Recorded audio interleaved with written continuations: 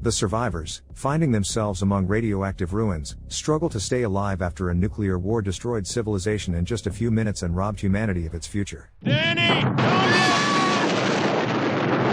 At the Airborne Command Post of the United States Air Force Strategic Command in Omaha, a general arrives. He is briefed on the current situation, the positions of military equipment, and the locations of nuclear submarines. After issuing the necessary orders, the aircraft carrying military personnel lifts off into the air. On this day, across all the cities of America, people are living their ordinary lives. Children are studying at school, farmers are tending to their land, parents are walking with their kids in parks, and none of them have any idea of the events that are about to unfold. At one of the stock exchanges, troubling news is being broadcast on television. Western countries have condemned the actions of the USSR and imposed economic sanctions against it. According to intelligence reports, the USSR has amassed a large amount of military equipment and troops along the border of East Berlin.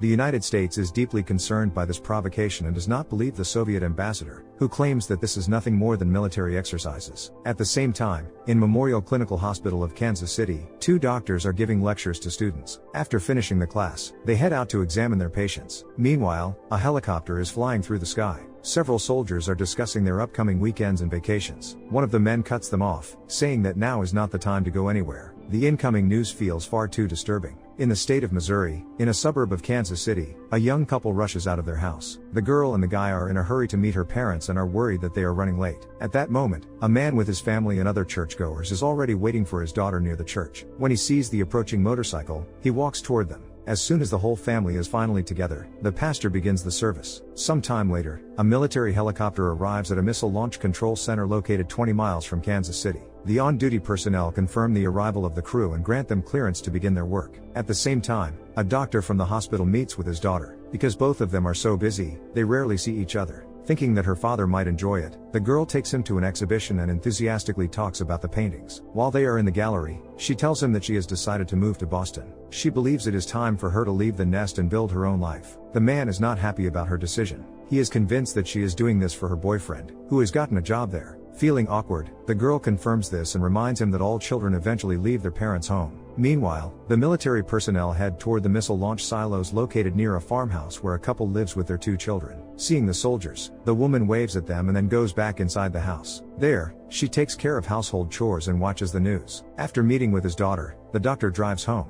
On the way, he listens to the radio. The announcer reports that, according to intelligence data, 3 Soviet tank divisions have already been spotted in the Fulda Gap. The United States has issued a formal protest and called on the USSR to take part in an emergency United Nations Security Council meeting later that same morning. However, the Soviet ambassador claims that America is escalating the situation without any real grounds. A little later, the man prepares dinner with his wife and asks where their son is. Learning that he is visiting a friend, he suggests going to a drive-in movie theater. She refuses and instead suggests spending time together in their bedroom. After that, the man talks about meeting his daughter and her move to Boston. Suddenly, he notices breaking news on television. Turning up the sound, the couple listens as reporters describe the rapidly escalating situation in Germany. East Germany has imposed a complete blockade of West Berlin and has fully closed the border. This news makes them anxious. The woman asks him to turn off the TV and spend time together instead. That evening, the young couple is spending time together. The guy is upset that this is their last meeting until Sunday and suggests not wasting time and making love in the hayloft. Feeling a bit shy, the girl agrees and runs into the house, to her room, to get contraception. However, to her frustration, Jolene finds it first and decides to tease her older sister. The girl immediately runs after her and demands that she give the item back. At that moment, the father of the family is watching the news, which reports that the readiness level of the US military has been raised to a higher state of combat alert. Their mother reacts to the sister's argument and demands that they make peace, otherwise their father will be forced to intervene. Lowering her gaze, Jolene returns the item to her sister and goes to the kitchen with her mother. The same news is being watched by the doctor and his wife. The woman recalls the events of '62, the Cuban Missile Crisis. Back then, it was also an extremely serious conflict between the United States and the USSR. At that time, they were in New York and learned about the crisis while lying in bed, just like now. Most likely, that was the very day their daughter was conceived. Then, like everyone else, they waited for missile strikes, but they never came. After that, The woman shares a funny story about their neighbors. They took all their family members and animals and went on vacation to Guadalajara to wait out the tense international situation. The couple laughs at their decision, but suddenly the woman becomes serious. Looking at her husband, she asks what they will do if the war actually happens. At that moment, the father of the family, Dahlberg, steps outside to get some fresh air. Turning toward the sound of an engine, he notices his daughter running to her boyfriend, and together they drive off somewhere. In another part of the state of Missouri, the soldier McCoy is packing his things after a military alert. His wife is very worried and cannot imagine how she will cope without him. Billy reassures Marin and asks her to go to her mother's place with their son. As soon as everything settles down, they will return. She only has to wait 5,5 months, and then he will retire from service and be home all the time. There is no need for her to worry. The base is located close to their house, and he will call her constantly. After calming his wife, the man continues packing. Some time later, together with his fellow servicemen, he boards a helicopter and heads to the base. On 16th of September, in the morning, the news reports that operations have come to a halt. Surprisingly, the night passed quietly, while stock prices on the exchange continue to fall. The White House also assures the public that it will not carry out any unilateral military actions in response to the worsening situation in the GDR, but will fully support NATO's actions. After spending the night with her boyfriend, the girl arrives home. Her father is waiting for her outside the house, clearly unhappy about his daughter's nighttime outings. He demands an explanation, but she has no intention of listening to lectures. She is already grown up, and tomorrow she is getting married to Bruce. Realizing that his daughter truly is an adult now, the man apologizes to her. Some time later, a doctor arrives to watch his son's game. The boy is playing rugby wearing number 80. In the stands, the doctor meets the father of another player. After watching his son for a bit longer, the man leaves for work. On the way, he listens to the news again. The announcer reports that later that evening, NATO forces entered the GDR. After fierce fighting, they advanced several miles inland, and the GDR suffered heavy losses. In response, 2 Soviet MiG-25 aircraft violated the airspace of the FRG and attacked NATO ammunition depots, also destroying a school and a hospital. Accompanied by this grim news, the doctor arrives at work. While preparing for surgery, he discusses the situation with a colleague. The colleague is deeply concerned and talks about rumors that the Soviets are evacuating the population of Moscow. Many residents of the United States are extremely worried by this and have also decided to evacuate from Kansas City. They are frightened by how close they live to American missile bases. After finishing his shift, Dr. Oakes prepares to head home. At the nurse's station, he is told that his wife has called. He immediately calls back, and at that moment the television reports an urgent evacuation of Moscow's population. Unable to reach his wife, he rushes home. At the same time, in the city of Lawrence, Kansas, at the University Hospital, a nurse is looking for Dr. Oakes. A physician named Sam approaches and says that he has not arrived yet and is most likely stuck in traffic. This does not please her at all. Julian wants to brief the staff in case of emergency situations and needs a doctor present. Sam immediately refuses. He does not have time, as he has been assigned to examine 120 students. Entering the office, he begins the examinations. First in line is Steve Klein, a 19-year-old medical student. While Sam is examining the students, a woman in labor is admitted to the hospital. As the nurse wheels her in on a chair, the woman shares her worries and fear of childbirth. This is already her second time coming to the hospital with false contractions. This time, her husband did not come with her. There are still 10 days until her due date, which means this is likely another false alarm. Bruce arrives at his university. Among the students, he notices a strange sense of agitation. From one of the guys, he learns that the Russians have invaded the FRG. Wanting to find out more, he walks over to a group gathered around a television. The news anchor reports the latest developments. Soviet forces have already passed through the Fulda Gap and taken advantageous positions opposite NATO troops. It is still unclear how far the Soviet leadership will go and whether they will use nuclear weapons. While listening to the news, one of the girls shares her opinion. She does not believe that the United States would drop an atomic bomb on the Russians to protect the Germans. If it were about oil, and if Saudi Arabia were under threat, then maybe America would step in. But definitely not for the people of the FRG. After standing there a little longer, Bruce leaves, and Steve standing nearby decides to go visit his family. Without delaying his decision, Steve packs his things and hitchhikes to Joplin to see his family. At the same time, Bruce is sitting in a barber's chair, surrounded by other customers. He jokes that this is his last haircut as a free man, because tomorrow he will be married. The others laugh, then shift the conversation to what is happening in the world. The men are anxiously waiting for the evening news and the president's address. They believe that America is unlikely to be the first to use nuclear weapons, and that, in general, the country never should have gotten involved in the conflict in Germany. They are also deeply uneasy about the intense activity taking place at all the missile bases in their state. One side is always telling the other that it will strike the moment it decides an attack is imminent. Listening to them,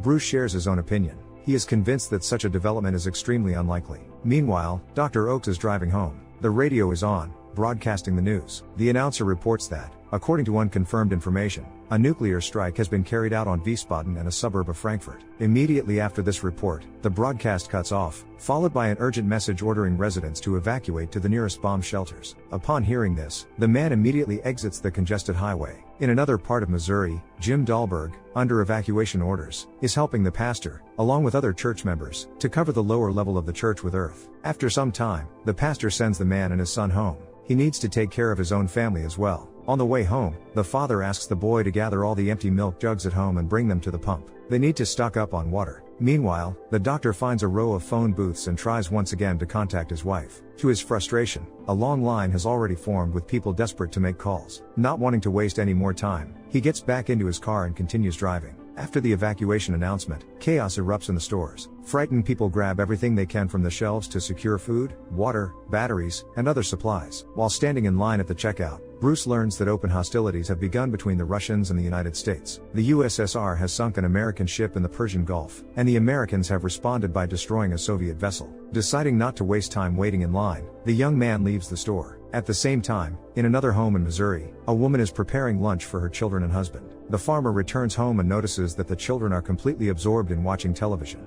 He suggests to his wife that they not disturb them and instead spend some time alone together. Quietly sneaking past the children, they fail to notice that the news has come on, reporting that 3 nuclear warheads have detonated in the air above advancing Soviet forces. After receiving orders, the military rushes to the missile silos, while pilots scramble bombers into the air. The news grows increasingly alarming. The USSR launches a retaliatory nuclear strike against NATO headquarters in Brussels. Meanwhile, at the Dahlberg farm, the head of the family prepares a shelter for everyone. However, his wife does not take what is happening seriously. Instead of helping her husband, she continues making preparations for their daughter's wedding scheduled for tomorrow. At military bases, full-scale preparations for an attack are underway. Aboard the airborne command post, leadership grants access to the keys and identification documents required to launch nuclear missiles. At this moment, Jim finishes the final preparations in the improvised shelter inside the house. Meanwhile, Steve Klein is trying to hitchhike his way back to his family. At one of the intermediate stops, the driver drops the young man off, as they need to go in different directions. After looking around, the student decides to continue on foot. The military is at the highest level of combat readiness. Launch codes are sent to missile silos along with the president's order to begin the attack. Over the next few minutes, nuclear weapons are launched from missile bases across the country.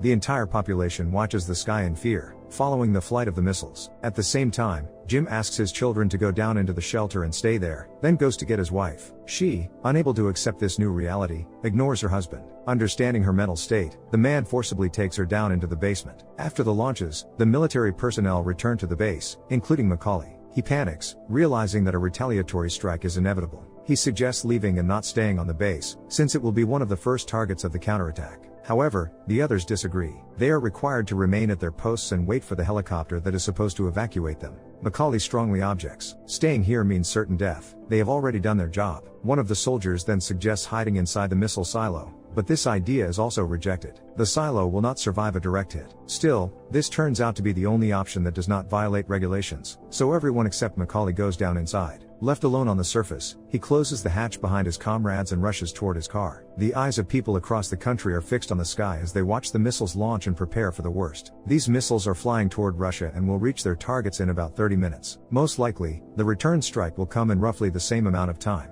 At this moment, U.S. Air Force Command is informed that more than 300 intercontinental ballistic missiles are heading their way. Air raid sirens immediately go off across the country. People panic and rush into shelters and building basements. Total chaos and confusion erupt in the streets. Soon, the first atmospheric detonation occurs, releasing a powerful electromagnetic pulse, EMP, that completely destroys all electronics. All systems that require electricity fail instantly, and cars and motorcycles stall right in the middle of the road. Bruce, Oakes, and Macaulay, in different locations, all find themselves behind the wheel when it happens. The soldier immediately understands what has occurred and runs straight toward the forest. The doctor stays in his car and, moments later, sees a fiery mushroom cloud rising in the distance. Nuclear missiles have reached the United States. Explosions tear across the country, cities are leveled to the ground, and people caught at the epicenter are reduced to ash. At the Dahlberg farm, Danny turns toward the sound of the explosion, and an intense flash of light blinds him. His father rushes over and covers his son's eyes, but it is already too late. Bruce, unable to reach Denise in time, turns into a pile of ash in the middle of the road. Steve manages to reach a small town and hides from the blast inside a small shop.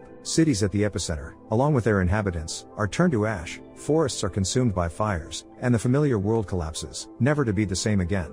Looking out from his car, Dr. Oakes realizes that his wife, his daughter, and everyone he knew are dead. His hometown was one of the targets. Jim is sitting in his shelter with his family. Upstairs, they hear barking. It is their dog, Rusty. The youngest daughter begs to let the dog come down with them, but her father refuses. Their supplies of food and water are limited, and there definitely will not be enough for a dog. The man has no idea how long they will have to stay here. There is heavy radiation on the surface, and he knows nothing about how it works. Once things finally calm down, the survivors come out into the streets and try to figure out what to do next. At Lawrence University, staff and students from the Natural Sciences Department build a shortwave transmitter out of improvised materials. They hope to make contact with someone, anyone, or at least learn some news. Meanwhile, Dr. Oakes reaches the Lawrence University Hospital on foot. He is met by Dr. Sam and a nurse, and immediately begins giving orders to place patients in the corridors. Because of radiation, patients must be kept away from windows. The staff ask him to describe what he saw, since he was close to Kansas City. He tells them about the blinding flash that occurred in the city center. After that, Oakes finds Julian and instructs him to move all healthy people into other campus buildings. As soon as Julian leaves, a pregnant woman grabs the doctor by the arms. She needs to know which cities were attacked. Her husband is in Sedalia. Oakes says he does not know and tells her that right now they have to focus on protecting themselves. At the same time, Macaulay crawls out of the container where he managed to hide from the blast. Seeing radioactive ash falling from the sky, he realizes that his wife and child are gone. Wrapping himself in a blanket, he sets off in search of survivors and possible help. Back at the hospital, doctors try to restore order. Due to the lack of staff, Oakes decides to ask ordinary people for help, which will allow them to assist more victims. A little later, the doctors gather in an office to discuss how to restore communications in the hospital. Julian reports that they tried to connect a generator to the pumps, but it does not work. One of the doctors suggests that the generator was most likely disabled by an EMP.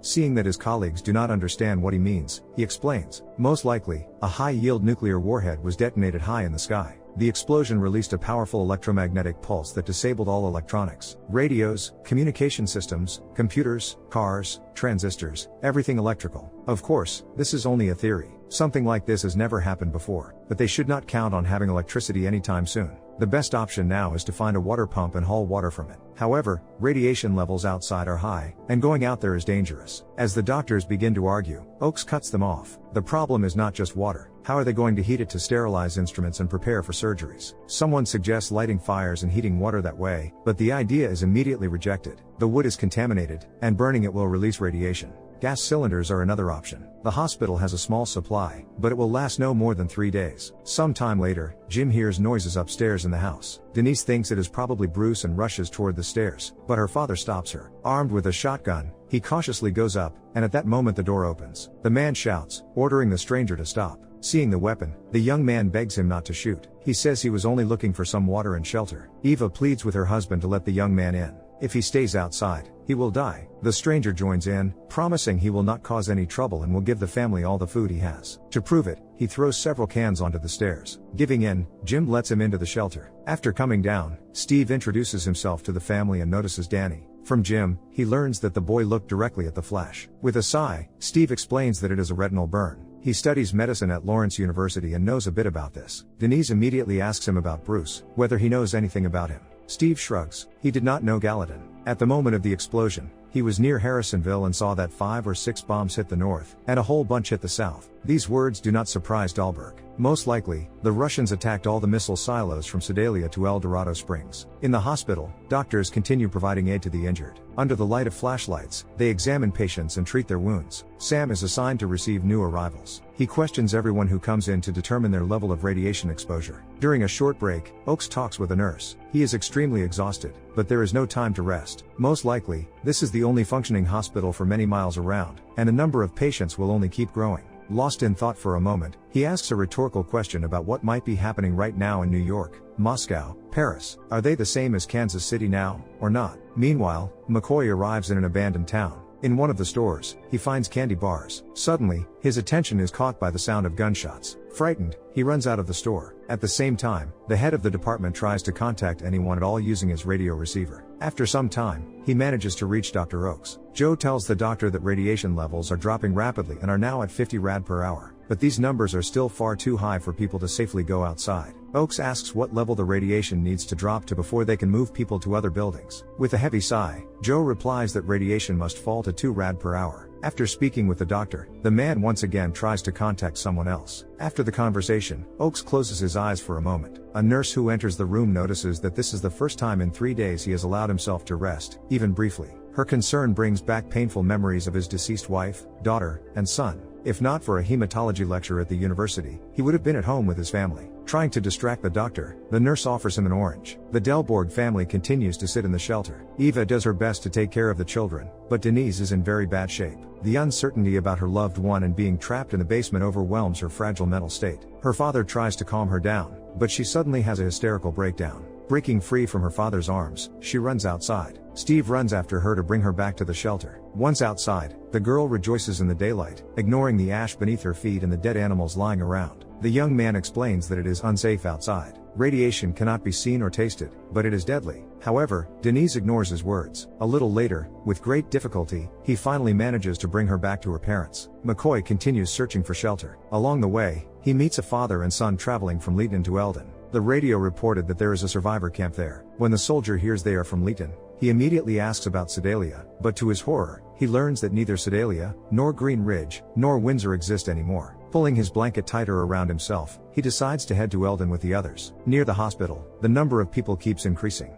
The injured try to force their way inside to receive help. Julian finds Oakes and reports that just today alone, 17 people have died. The morgue is already full, and there is nowhere left to put the bodies. After thinking it over, the doctor orders that the critically irradiated patients be moved into hospital wards. A nurse immediately approaches him and says their morphine supplies are nearly depleted. Many medications have been stolen, along with food from the kitchen. Enraged, Oakes yells at his colleagues, telling them they need to pull themselves together and restore order, or they will not be able to help anyone. At the same time, Dr. Sam, along with his assistants, is handling the bodies of the deceased. One of the young men asks if he has heard anything about execution squads. Supposedly, they shoot people for looting and murder without trial or investigation. But the doctor says this is the first time he has heard of such units and believes it is complete nonsense. Meanwhile, Macaulay arrives at the survivor camp. While standing in line at a water pump, he notices a strange man trying to cut ahead of everyone else. No one is willing to let him through, and each attempt earns him a beating. Seeing that the man is clearly unstable, the soldier steps in and tries to stop the violence, but he is ignored. At some point, a man with a pistol appears, which finally forces the others to calm down and allow the unfortunate man access to water. After drinking his fill, McCoy and his new acquaintance decide to move on together. Along the way, the soldier shares a chocolate bar with the man and points to human corpses lying along the roadside. If they fail to reach the hospital in Lawrence, the same fate awaits them. Back at the hospital, Oakes speaks with a woman in labor. By all calculations, she should have already given birth. He discusses the possibility of a C-section with her, believing the delay is most likely caused by her emotional state. She understands that giving birth in such a world is terrifying. She agrees with the doctor, because no one knows how to live anymore. Humanity understood the consequences of nuclear weapons 40 years ago, but no one cared. As a result, entire countries lie in ruins and millions of lives have been lost. The Dahlberg family is still hiding in the shelter. One day, Denise begins to experience hallucinations. She imagines that Bruce is there with her in the shelter. Smiling, she approaches him and kisses him. But in reality, it turns out to be Steve. Waking up from her touch, he pushes the girl away. After some time, Billy Macaulay and his companion finally reach Lawrence Hospital. During registration, the soldier describes his symptoms. He knows that radiation sickness has already begun, and he needs to know whether it can be treated. At the hospital, they learn that the radiation level has dropped to 0.4 rad per hour. Julian informs the healthy people about this and asks them to leave the building and look for shelter in nearby facilities. At that same moment, a bell starts ringing, signaling to the survivors that the threat has decreased and that it is possible to go outside for a short time. While hiding in their shelter, the Dahlberg family hears the sound of the bell. As they make their way out of the basement, they struggle to open the doors and discover the body of an unknown man inside their house. After dragging the body outside, they look around, and Jim sees the corpses of all his animals. A little later, a pastor holds a service in the ruins of the church. Suddenly, Denise starts bleeding. The man picks up his daughter and carries her away from the service. Looking at the girl, Steve realizes that she has radiation sickness and needs help. He tells Jim that his children need medical care and that there is a working hospital in Lawrence. Reluctantly, he decides to trust the young man and entrust him with his daughter and son.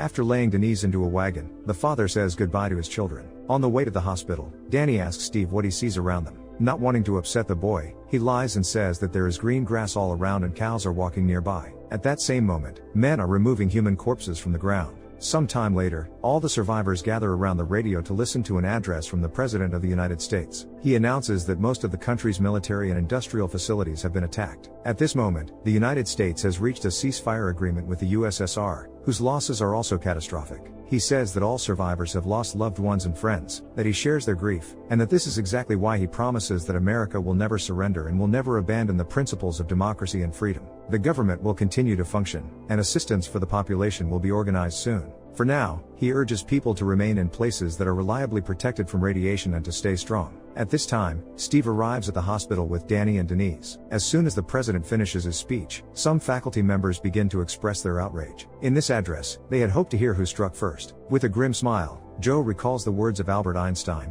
"I do not know what weapons humanity will fight with in the Third World War, but I know for sure that the fourth will be fought with sticks and stones." Dr. Oak's condition deteriorates sharply, and the first symptoms of radiation sickness begin to appear. Exhausted and ill, one day he loses consciousness under the endless questions of those in his care. When he comes to, he remembers his son, his daughter, his wife, the explosions, and all the events of the past few days. Slowly scanning the room, he sees dying people all around him. Now he is one of them as well. The disease has taken its toll. At that moment, a scream is heard from Bill, as chunks of skin peel off his body and his hair has almost completely fallen out. Some time later, Billy McCoy is buried along with the other dead in a mass grave. His companion watches what is happening in silence. Humanitarian aid arrives at an improvised camp near the hospital. Soldiers distribute food to the people, but it is not enough. Driven mad by desperation, people swarm the truck and violently take everything without leaving anything behind. They do not care that other camps also need supplies. Danny is placed in a hospital ward, and Dr. Sam Hachia changes the boy's bandages and tries to encourage him. In return, the boy asks about his sister. He desperately wants to see Denise. The survivors do everything they can to start life over. A meeting is held among the farmers, where they are told about the plans ahead. All farmers are required to burn their entire harvest and begin decontaminating the soil, and in the spring, plant crops that are resistant to ultraviolet radiation. The men immediately ask how they are supposed to do all of this. In response, they are told that they must wait until radioactive fallout stops, and then remove 4 to 5 inches of topsoil. Jim, like the other farmers, is outraged. He says these instructions come straight from a government manual and have nothing to do with reality. They cannot manually process that much land, and there is also the question of what to do with the dead soil. The head of the meeting tries to calm the men down, reminding them that a massive catastrophe has occurred and that they must do everything possible to grow food for both people and animals. After the meeting, Jim returns home. On his property, he notices a group of strangers roasting meat over a fire. Approaching them, Jim asks them to leave his home, explaining that this is private land and they have no right to be there. At that moment, a gunshot rings out. One of the strangers shoots the farmer, and he falls dead on the spot. At the hospital, Dr. Oakes tries to pull himself together. From Sam, he learns that Nurse Bauer died of meningitis while he was unconscious. This news deeply upsets him. Seeing the man's condition, Hachia suggests that he get some rest. Oakes agrees, saying he wants to walk around the area and travel to Kansas City. The mention of this city throws Sam off balance. He knows he could never bring himself to look at the ruins of his hometown. But Oakes understands that he is dying, and before his death, he wants to see his home one last time. A little later, the doctor finds a National Guard vehicle and travels with them to Kansas City. Along the way, he witnesses military units executing looters and murderers. Sam stays at the hospital with the patients. During another examination, he tries to remove the bandage from Danny's eyes, but the boy becomes extremely anxious. He asks to be taken home. Steve, who approaches him, takes the boy by the hand and promises to bring him home. Steve has lost almost all of his hair. Radiation sickness is killing him just as it is killing Denise. Hearing Steve's voice, Danny asks to be taken to his sister. Steve decides to find the girl. Entering the room where the dying are kept, he is horrified by how many there are. After some time, he manages to find Denise. She looks terrifying, and she does not have long left to live. The young man tells her that the doctors have allowed him to take her home for a few days. Despite everything, a woman finally gives birth to her child. The baby's loud cry announces to everyone present that life goes on. Meanwhile, Dr. Oakes arrives in Kansas City. With great difficulty, among the ruins of the city, he finds the place where his home once stood. Examining the melted remains of the house, he finds his wife's wristwatch. Suddenly, the man notices a family taking shelter in the ruins of his home. Angrily, he demands that they leave immediately. Instead of answering, the family offers him food. Overwhelmed by despair, Dr. Oakes falls to his knees. Understanding his grief, one of the men steps forward and embraces him. The screen fades to black, and in the silence, Joe's voice is heard. Again and again, he tries to make contact using a homemade receiver, asking if anyone is on the line. but the only answer he hears is silence. P.S. The terrible events you have just witnessed are entirely possible and may be far less severe than the destruction that could occur in the United States in the event of a real nuclear attack. We hope that our film will encourage all the peoples of the earth, all individuals and their leaders, to seek ways to prevent this fatal day from ever coming. What do you think? If a nuclear war ever truly happens, will its consequences resemble what we see in this film, or will reality turn out to be even more devastating? Will humanity be able to survive and rebuild after such a catastrophe, or would mankind eventually vanish altogether? Share your thoughts in the comments down below, give a thumbs up, and subscribe to the channel. See you in the next videos.